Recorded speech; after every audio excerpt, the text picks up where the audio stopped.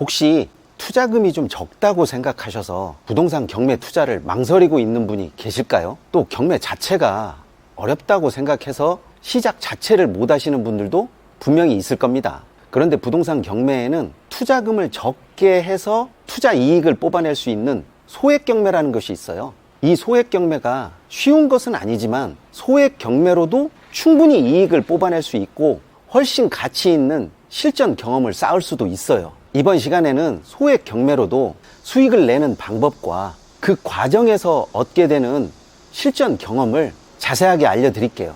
소액 경매에서 중요한 것은 얼마만큼 이익을 얻었다가 중요한 것이 아니라 어떤 계획으로 얼마나 빨리 이익을 얻고 빠졌는지, 그것이 중요한 것이죠.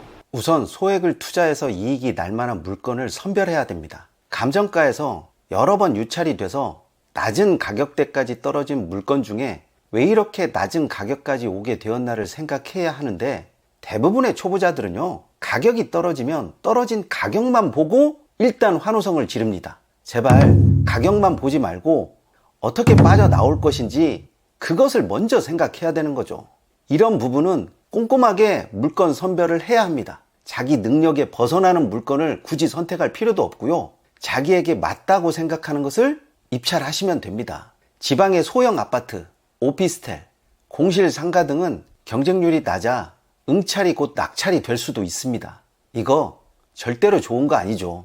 이런 물건은 저렴하게 낙찰할 수는 있지만 이익을 내고 빠져나올 수 있는 출구 전략을 세우는 것이 정말 만만치 않아요.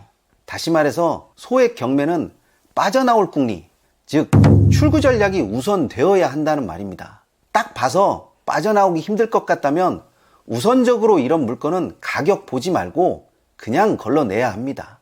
두 번째는 경매 물건의 문제점 파악입니다. 소액 경매도 일반적인 시장에서 등장하는 그런 간단한 물건이 나오지는 않아요. 무슨 문제가 있거나 아니면 시장에서 쉽게 그 물건의 가치를 볼 수 없는 그런 물건이 경매에 등장하죠. 그래서 저렴하게 낙찰받은 물건을 간단히 리모델링 혹은 수리해서 가치를 상승시켜 이익을 내고 빠져나오는 방법이 있는데, 이것은 어디까지나 입지가 탄탄하게 받쳐주는 물건에 한해서입니다. 소액 경매는 단순히 입지가 좋다 나쁘다를 떠나서 누가 이 물건을 사용해야 가치가 가장 크게 상승할까, 여기서부터 고민을 해야 합니다. 사실상 매수자를 정하고 입찰에 들어가는 것이 더 나은 결과로 이어질 수 있다는 것이죠.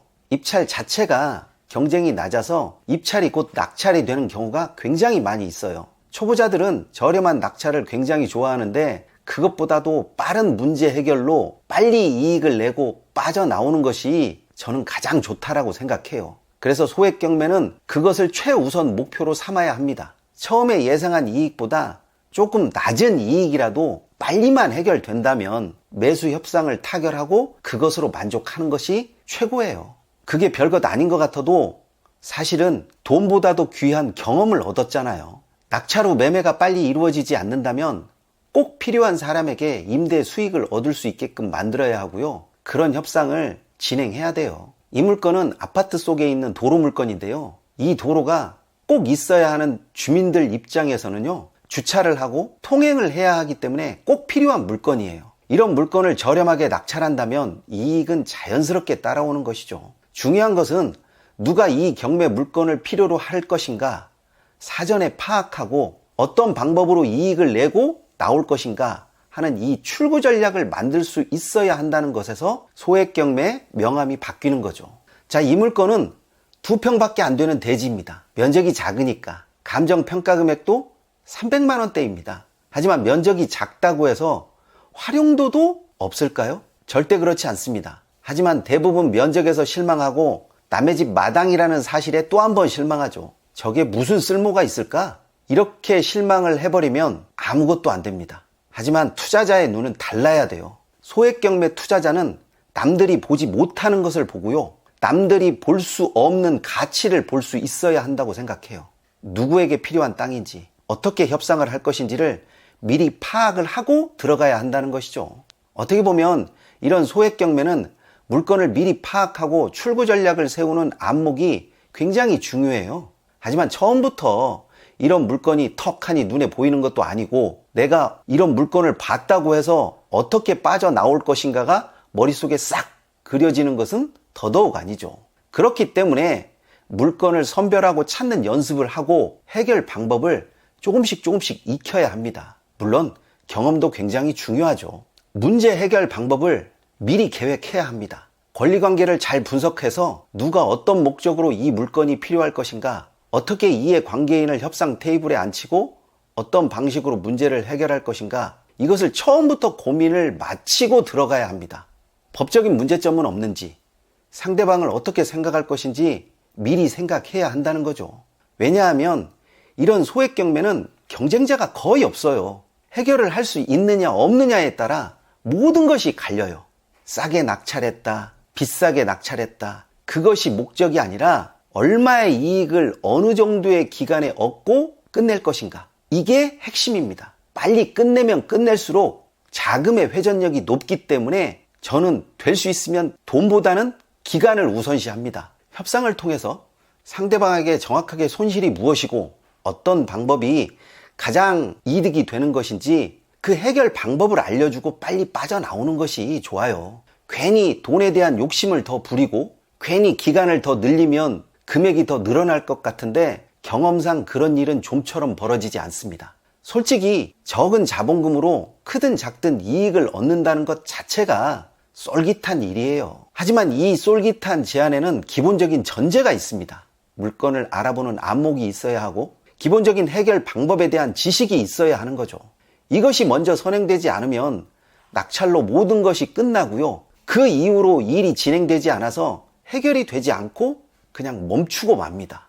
경매 물건이 해결이 되지 않고 멈춘다라는 거, 이거 겪어보지 않은 사람은 정말 모르죠. 굉장히 힘들어요. 그래서 절대 잊지 마십시오. 소액 경매에서 쉽게 해결되지 않는 낙찰 물건은 다시 해결하기가 아주 힘듭니다. 소액 경매는 그 자체로 큰 경험이 됩니다. 실제로 낙찰부터 문제 해결, 계약, 협상, 부동산 관리까지 전 과정을 경험하기 때문에 이런 소액 경매를 통해 실전 감각을 익히면요, 그 감각이 쉽게 사그라들지 않습니다. 절대 쉽게 얻을 수 없는 실전 경험을 소액 경매를 통해서 익혀야 한다는 거죠.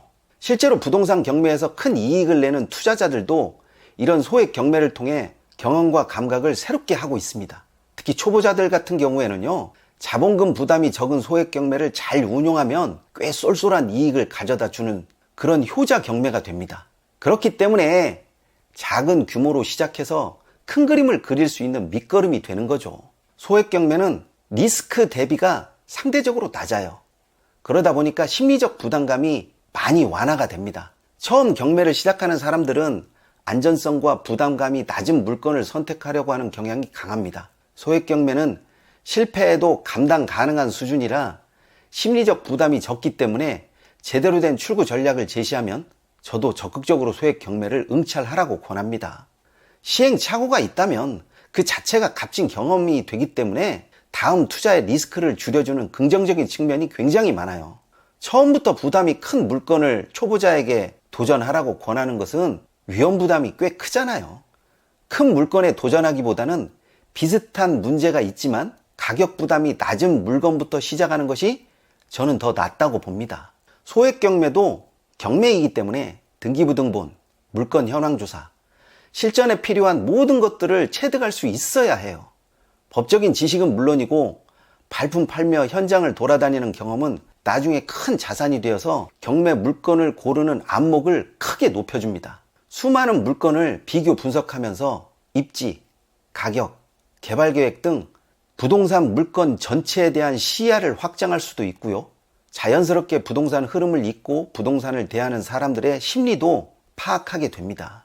출구 전략을 세우는 기술과 예측이 점점 늘어가는 소액 경매는 경매 투자자라면 반드시 경험해 볼 만한 가치가 있다라고 봐요. 해결 방법이요, 해결하려고 하는 의지만 있다면 얼마든지 해결할 수 있어요. 경매에 대한 기본 지식이 있고 처음 물건을 선택할 때부터 경매의 특성을 파악하는 해결 방법을 제시할 수 있어야 돼요. 그리고 경매 물건의 문제 해결은 현미경에서 적극적으로 돕기 때문에 보다 안정적으로 물건 해결의 예측이 가능할 것입니다. 작지만 성공 경험이 생기면 자신감이 상승되어 부동산 경매에 대한 긍정적인 투자 마인드와 습관이 생길 거예요.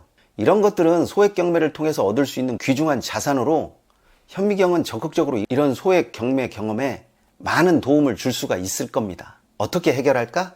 어떤 방법이 더 나을까? 이런 고민은요, 기본기를 익히면서 자연스럽게 해결이 될 것이지만 쉽게 첫 발을 떼지 못하는 불안감은요, 경험이 있는 조언자가 곁에 있느냐 없느냐에서 차이가 어느 정도 있더라고요. 이번 이야기를 정리하자면 소액 경매에서는 경매의 문제점을 해결할 수 있는 방법이 있어야 하고요, 확실한 출구 전략이 있어야 한다는 것이죠. 저렴하게 낙찰하는 것이 목적이 되면 그 이후 이익을 낼 수 있는 방법이 말라서 곤란한 상황을 겪게 됩니다. 소액 경매는 단순히 수익을 위한 수단으로 볼 것은 아니에요. 부동산 경매에 대한 감각, 투자자로서의 안목을 키울 수 있는 최고의 실전 경험 훈련입니다. 큰 자본금 없이도 경매 경험을 시작할 수 있다는 것은요, 누구에게나 주어진 기회입니다. 그 기회를 적극적으로 살려보십시오. 현미경은 언제나 실전 투자자 편에 서겠습니다. 이번 영상이 도움이 되셨다면 좋아요와 구독하기 좀 꼭 좀 눌러주시고요. 아울러 알림 설정까지 부탁드립니다. 추가로 궁금한 점이 있다면 댓글을 남겨주십시오. 답변은 언제나 적극적으로 하겠습니다.